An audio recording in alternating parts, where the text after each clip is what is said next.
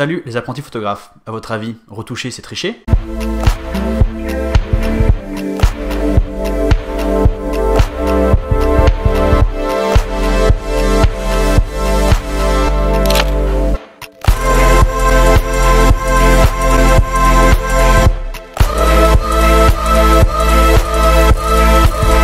Aujourd'hui, on va tenter de répondre à la question, je dirais, épineuse, est-ce que retoucher, c'est tricher? Plus largement, est-ce qu'une photo retouchée est toujours une photo? Est-ce qu'une photo retouchée a autant de valeur qu'une photo non retouchée?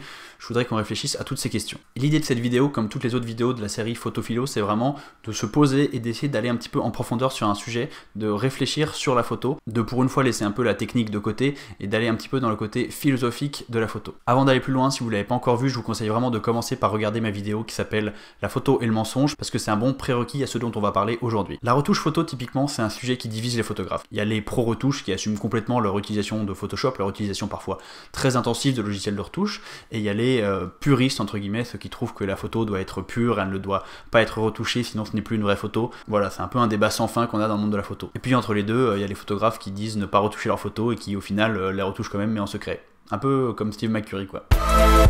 Déjà, on va définir les termes. Quand je parle de retouche, ici, je parle de retouche lourde, c'est-à-dire de retouche, on va modifier des éléments dans la photo, on va supprimer ou ajouter des éléments. On ne parle pas de petites retouches de luminosité et de contraste. Dans ce cas-là, moi, je vais le mettre dans la catégorie du développement.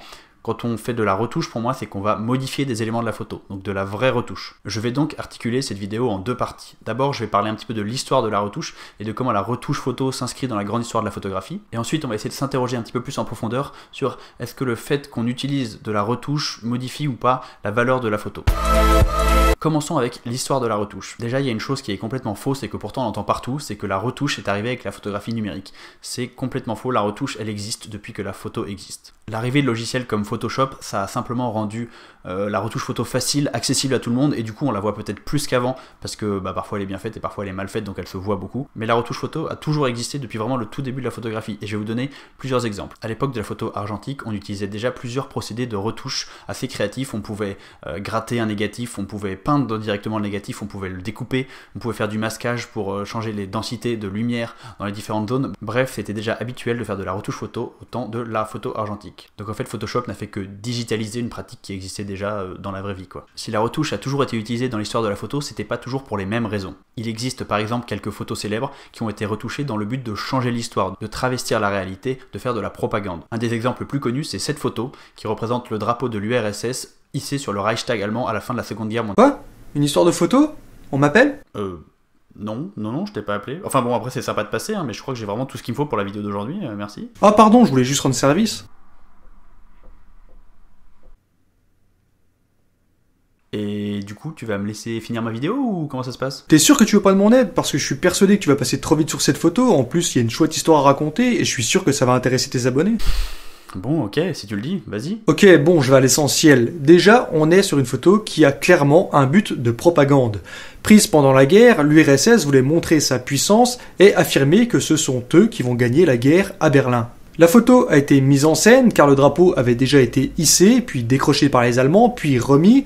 Une fois la photographie envoyée à Moscou, elle a été publiée dans le magazine russe Ogoniok le 13 mai 1945. Mais c'est alors qu'on a remarqué que le soldat soutenant celui qui hisse le drapeau portait une montre à chaque poignet. Le fait d'avoir deux montres en temps de guerre, ça suppose fortement que le soldat a participé à des vols et des pillages, et ce n'est pas vraiment l'image que Staline veut donner de son beau pays et de ses soldats.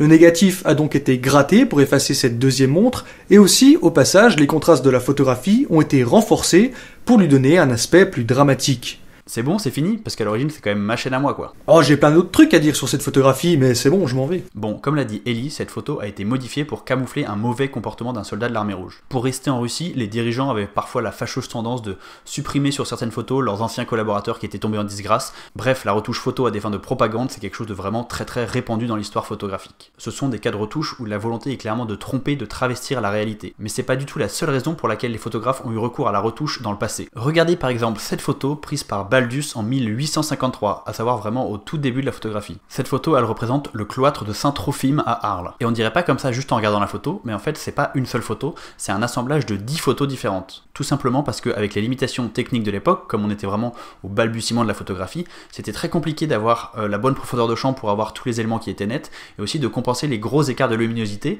entre l'extérieur du cloître très lumineux et l'intérieur du cloître très sombre. Et donc ce qu'a fait Baldus, c'est qu'il a pris 10 photos avec des mises au point et des expositions différentes, et qu'ensuite il a découpé tous les négatifs et qu'il les a assemblés pour faire une seule photo qui soit bien exposée partout et bien nette partout.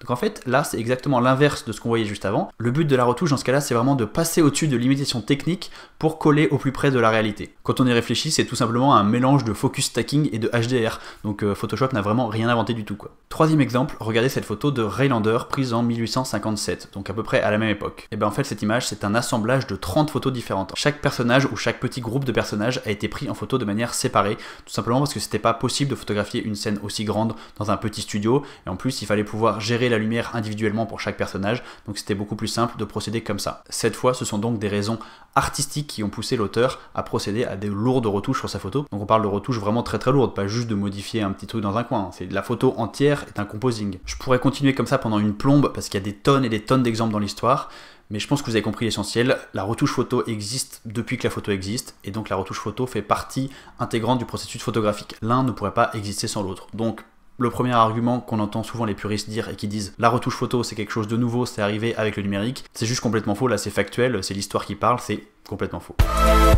Maintenant, je voudrais parler un petit peu plus de ce qu'implique la retouche. Est-ce que retoucher c'est tricher? Est-ce que retoucher c'est le mal? Je pense que la raison pour laquelle la retouche dérange, c'est que les gens considèrent que c'est de la triche. Mais de la triche par rapport à quoi? Est-ce que choisir un cadrage pour une photo ça va être de la triche? Est-ce que shooter à un moment précis et pas un autre ça va être de la triche? On en a déjà parlé dans ma vidéo La photo et le mensonge, mais quand on fait des photos, on fait un ensemble de choix, que chaque choix va choisir de intégrer un élément dans la photo ou alors le laisser en dehors du cadre. Et la même chose au niveau temporel, c'est-à-dire qu'on va prendre la photo à un moment précis et pas à un autre moment, c'est-à-dire qu'on va choisir de montrer certaines choses et pas d'autres. Donc de toute façon on triche, de toute façon on ne cherche pas à montrer la réalité, on cherche à montrer un point de vue particulier. Une photo c'est déjà une interprétation créative d'un instant ou d'un moment par un photographe. Donc le fait de retoucher par là-dessus une photo, ça va juste être la continuité, aller plus loin dans l'interprétation créative, ça rajoute juste un outil, ça donne un outil supplémentaire au photographe, mais ça ne change pas la philosophie de la photo en elle-même. De toute façon, une photo qui montre la réalité, ça n'existe pas. Le problème, en fait, il réside plus dans le rapport qu'ont les gens à la retouche photo.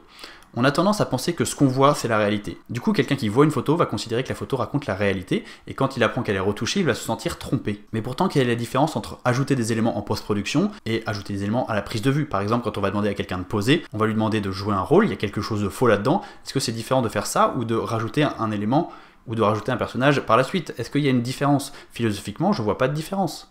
Dans tous les cas, on construit une image, c'est juste l'outil qui diffère. Et je sais qu'il y a plein de gens qui considèrent que c'est différent, mais en fait c'est le processus qui est différent, mais qui arrive au même résultat. La photo finale doit parler pour elle-même, pas par la manière dont elle a été faite. Les gens sont par exemple souvent déçus quand ils apprennent que les iconiques photos de Robert Doisneau sont pour beaucoup des photos posées. Et oui, y compris la plus célèbre, le baiser de l'hôtel de ville. Oui, cette photo c'est une photo posée, ce n'est pas une photo prise sur le vif. Et pourtant, est-ce que ça enlève de la valeur à la photo? Esthétiquement, la photo est toujours la même, elle est toujours aussi belle, elle est toujours aussi forte, elle a toujours un message aussi impressionnant. C'est une photo géniale. Donc pourquoi le fait d'apprendre que c'est une photo posée va changer la valeur de la photo? Eh bien la réponse c'est que non, ça ne change rien du tout au résultat final, donc ça ne change rien à la valeur de la photo. En fait, il faut réussir à se détacher de cette croyance qui dit que la photo c'est une représentation fidèle de la réalité. Ça, je le répète, ça n'existe pas. Le seul problème que j'ai avec la retouche, c'est que quand elle est mal utilisée, et dans beaucoup de cas elle est mal utilisée, là-dessus on est d'accord, on va vers une uniformisation des résultats et surtout une suppression de tous les défauts, comme si on ne pouvait pas apprécier une photo qui a des défauts. Alors que moi je pense que les défauts, ça fait partie de la vie et ça fait partie de ce qui rend belle une photo. Un exemple parlant, c'est ce qu'on fait du corps de la femme dans les magazines de mode et la publicité. Ce sont que des corps parfaits avec des peaux excessivement lisses qui n'ont rien à voir avec la réalité. Ce sont des jambes de 3 mètres de long. Enfin bref, dans ce cas-là, l'utilisation excessive de la retouche photo finit par créer un idéal fantasmé de la femme qui en fait n'existe pas dans la vraie vie. Mais encore une fois, pour moi, le problème c'est pas la retouche photo en elle-même, c'est le fait que à force de voir des photos retouchées, on a tendance à confondre la photo retouchée avec la réalité. Et dans ce cadre-là, ça fait plaisir de voir un petit peu de temps en temps des photos non retouchées comme le font certaines marques. c'est un peu une bonne bouffée d'air frais. Et en plus avec les nouvelles législations qui sont arrivées récemment en Europe qui disent qu'on doit préciser quelles photos sont retouchées, c'est un petit pas vers la désuniformisation de ce processus de retouche qui était à mon avis vraiment exagéré et malsain. Un autre exemple de retouche qui fait débat, vous connaissez tous Steve McCurry qui est un célèbre photographe que je ne vais même pas présenter. Il a été en 2016 je crois au cœur d'un débat sur la retouche parce qu'il a été révélé que certaines de ses photos avaient été retouchées alors que tout le monde pensait que ses photos étaient pures. J'utilise le terme pur parce que je l'ai lu dans un article et que ça m'a fait marrer comme s'il y avait la pureté et l'impureté. Je trouve ça un peu idiot mais bon. Et comment monsieur McCurry a répondu à cette polémique? Il a répondu qu'il n'était pas un photojournaliste, même s'il avait fait du travail de photojournalisme dans sa vie, il était un conteur visuel, quelqu'un qui voulait créer de la beauté avec des images et qu'il ne cherchait pas forcément à représenter la réalité. Et que dans certaines parties de son travail, donc le photojournalisme, il avait un devoir de ne pas modifier ses images, mais que dans tous ses travaux personnels, il pouvait modifier ses images autant qu'il voulait, qu'il n'avait pas d'obligation éthique à ne pas les retoucher, et si une petite retouche pouvait la rendre plus puissante visuellement, et ben il n'hésitait pas à la faire. J'ai trouvé cette réponse relativement élégante, et surtout elle correspond bien à l'idée que je me fais de la photo et de la retouche. Si dans certains cas, comme en photojournalisme, on n'a pas le droit de faire de retouches pour des raisons éthiques, pour le reste, on fait des retouches autant qu'on veut, parce que ce qu'on veut, c'est raconter des histoires, on veut montrer des choses, on veut faire rêver, on veut faire voyager, mais pour ça, on a le droit d'utiliser tous les artifices qu'on veut. Il n'y a pas de règles et il n'y a pas de limite, enfin, à part notre créativité, quoi. Le cœur du scandale McCurry, c'est que McCurry n'avait jamais dit que ses photos étaient retouchées, qu'elles étaient modifiées, et du coup, les gens avaient considéré que toutes ces photos étaient 100% naturelles, alors qu'en fait, il y avait des petites retouches dedans. Encore une fois, le problème, c'est la perception. Les gens se sont tout simplement sentis trompés. Pour conclure, la retouche ne me pose absolument aucun problème quand elle est assumée. Les photographes sont des créateurs, des artistes, et je suis très heureux qu'ils puissent utiliser tous les outils à leur disposition pour exprimer leur vision, leur créativité, pour pouvoir créer de l'art, des œuvres d'art tout simplement. La seule chose qui peut éventuellement poser problème, c'est quand le processus n'est pas assumé, quand il est dissimulé, quand le but est de tromper, quand le but est vraiment de modifier une photo tout en faisant croire que cette photo représente la réalité. À ce moment-là, il y a un problème éthique parce qu'on ment à son public. Mais si on assume le processus de retouche parce qu'on veut tout simplement tendre vers le beau et non vers la vérité, je trouve que la retouche a tout à fait sa place et même est nécessaire dans le processus photographique. Est-ce que moi je retouche mes photos?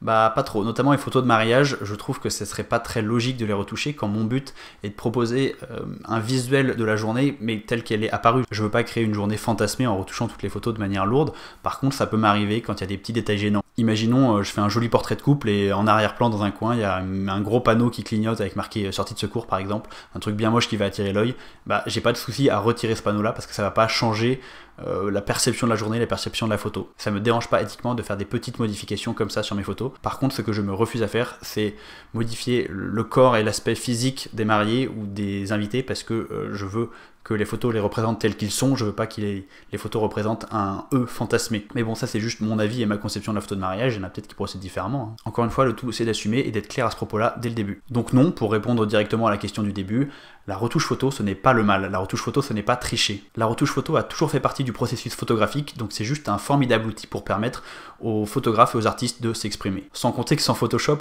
internet serait quand même beaucoup moins marrant, parce que Photoshop c'est une usine à même et puis c'est génial quoi.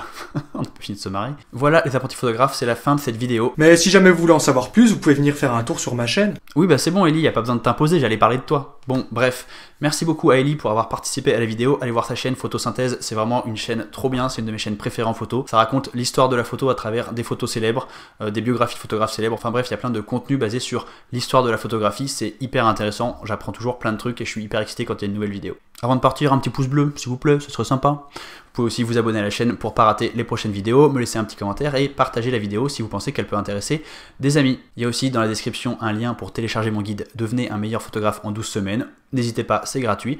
Nous on se retrouve la semaine prochaine pour une nouvelle vidéo. Salut!